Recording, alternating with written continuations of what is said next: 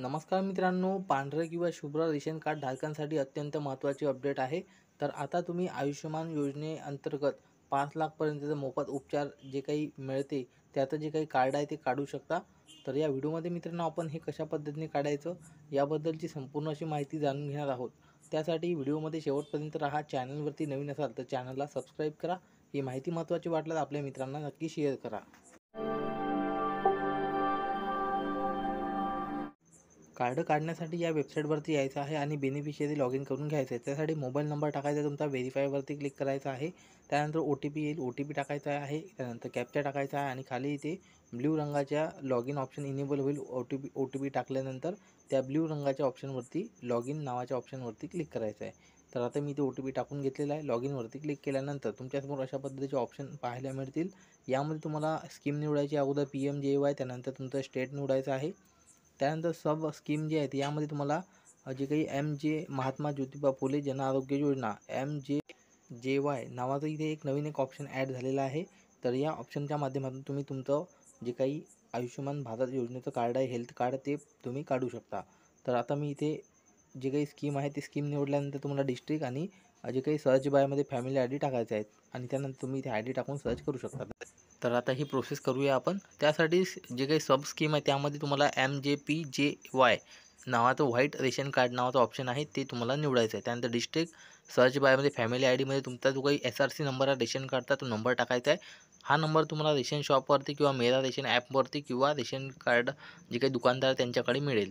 तो नंबर तिथे टाकायचा, सर्च करायचं. त्यानंतर तुमचं जिथे नाव दाखवण्यात येईल यामध्ये तुमचा ॲड्रेस वगैरे आणि मोबाईल नंबरसुद्धा इथे तुम्ही पाहू शकता. काही ठिकाणी दाखवण्यात येणार आहे आणि KYCमध्ये सध्या अनडिफाईंड इथे दाखवण्यात आलेलं आहे. तर आता तुम्हाला KYC करायची आहे आणि कार्ड स्टेटसमध्ये नॉट जनरेटेड दाखवेल. तर आता ॲक्शनच्या खाली KYCचं ऑप्शन आहे, या ऑप्शनवरती क्लिक करायचं आहे.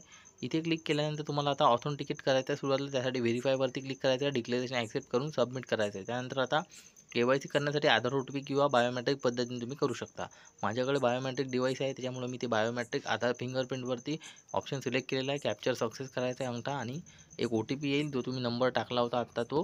त्या OTP तुम्हाला टाकून इथे ऑथेंटिकेट करून घ्यायचा आहे. तर आता इथे फिंगरप्रिंटचा थोडा प्रॉब्लेम येतो, त्याच्यामुळे मी इथे पुन्हा OTPचं ऑप्शन सिलेक्ट करतो आणि OTPने करतो.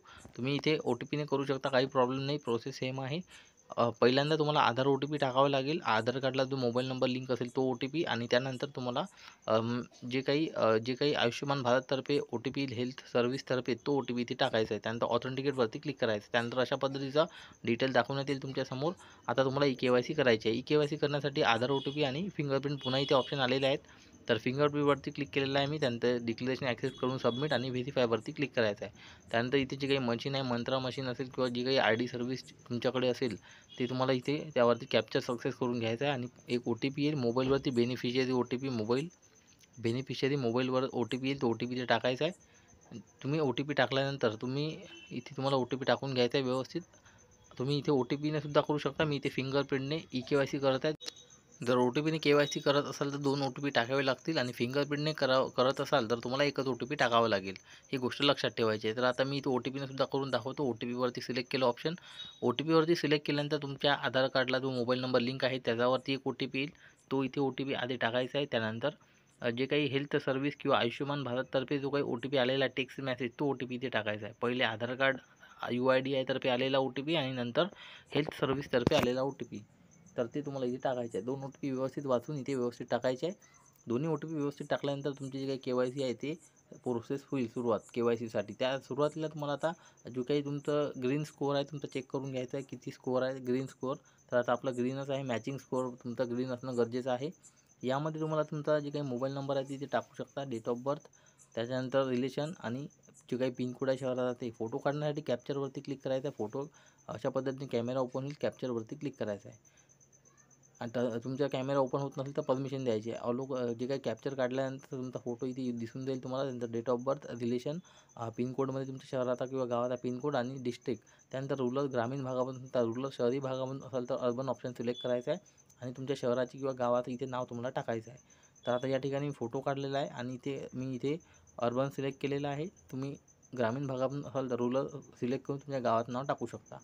जर इथे नगर परिषद क्षेत्रामध्ये किंवा महानगरपालिका क्षेत्रामध्ये राहत असाल तर तुम्हाला ते इथे नाव टाकायचं आहे, सिटीचं किंवा शहराचं तुमच्या किंवा गावाचं, आणि टाऊन सिलेक्ट करायचं आहे. इत्यादी माहिती टाकल्यानंतर तुम्हाला मोबाईल नंबर टाकायचा असेल तर येस करून मोबाईल नंबर व्हेरीफाय करून घेऊ शकता.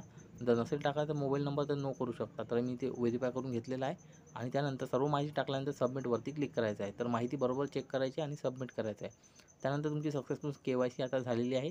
आता लगेच तुम्ही तुमचं कार्ड डाउनलोड करू शकता. त्यासाठी पुन्हा एकदा इथे स्टेट निवडायचं आहे. स्कीम ऑटोमॅटिक PMJY निवडायची, ऑटोमॅटिक निवडलेली असेल स्टेट. त्यानंतर स्कीममध्ये व्हाईट रेशन कार्डची MJPJYची स्कीम निवडायची आहे. त्यानंतर डिस्ट्रिक्ट आणि डिस्ट्रिक्ट निवडल्यानंतर जे काही फॅमिली ID टाकून तुम्ही सर्च करायचं आहे. सर्च केल्यानंतर आता जे तुम्ही जे काही कार्ड काढलं होतं त्याची KYC झालेली आहे. डाउनलोडचं ऑप्शन आलेलं आहे. डाउनलोडसाठी डाउनलोडवरती क्लिक करायचं आहे. त्यानंतर या चेकबॉक्सवरती टिक करायचं आहे आणि खाली ते PDF जे आहे ते फाईल डाउनलोडचं ऑप्शन आलेलं आहे. डाउनलोडवरती क्लिक करायचं आहे.